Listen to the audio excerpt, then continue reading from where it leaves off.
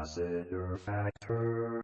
What's up, all my movie-loving maniacs? This your boy, Bankful B of the Lassiter Factor, and today I'm going to talk about Eternity, which was released in theaters over the weekend. I went to the theater to go see it, though I had to go to a theater that was 30 minutes out of my way to go see it because it wasn't playing at my local theater.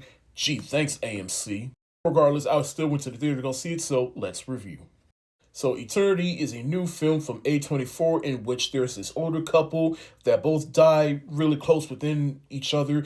They both end up in the afterlife, but she is also met from her first husband who died in the Korean War. And so now she has to make a decision on which husband she wants to spend eternity with.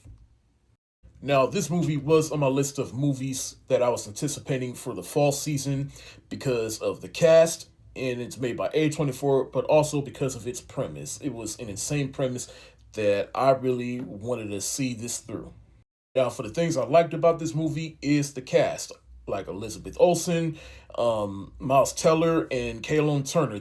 All three of them did an excellent job, and they all did an excellent job just basically playing either an older version of themselves or a version of themselves of how they were before they died, particularly Elizabeth Olsen and Miles Teller's character, in which they were playing older characters. They were in their 90s, so they acted like 90-year-olds, and then they get to the afterlife where they're reverted back to their younger selves, but still kept them, 90-year-old mannerisms at times, and which makes for some good comedy. Whereas with Kaylin Turner's character, like I said, he died in the Korean War, so mentally and physically, he's basically stuck in that state, whereas he doesn't know how to react with people who got to live life after that.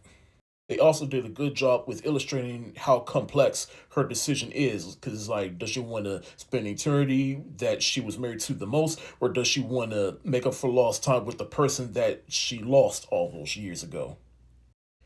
And that makes the movie enjoyable because it's just basically her reconnecting with why she fell in love with both of these men.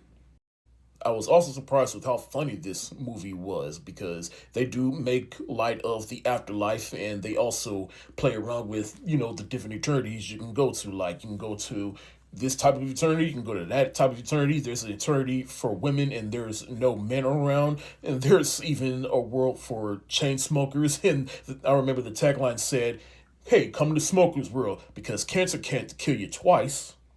Outside of the three main leads, I also got to give glory to these two right here, particularly Divine Joy Randolph, who I just love to continue get roles and win.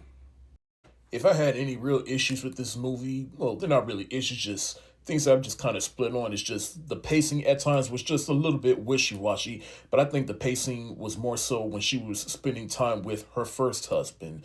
I just feel like that was more so dreamy, whereas once she spent time with her second husband, that's when the movie just kind of picked up a little bit for me.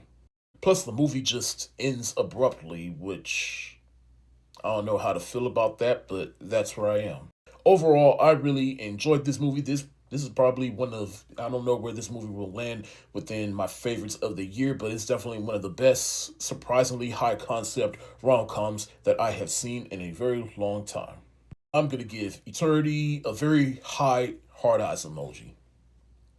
That's it for the day. Have you seen Eternity? If so, let me know what you think in the comment section below. This is your boy Bankful B of the Lassiter Factor. Stay safe, wash your hands, peace.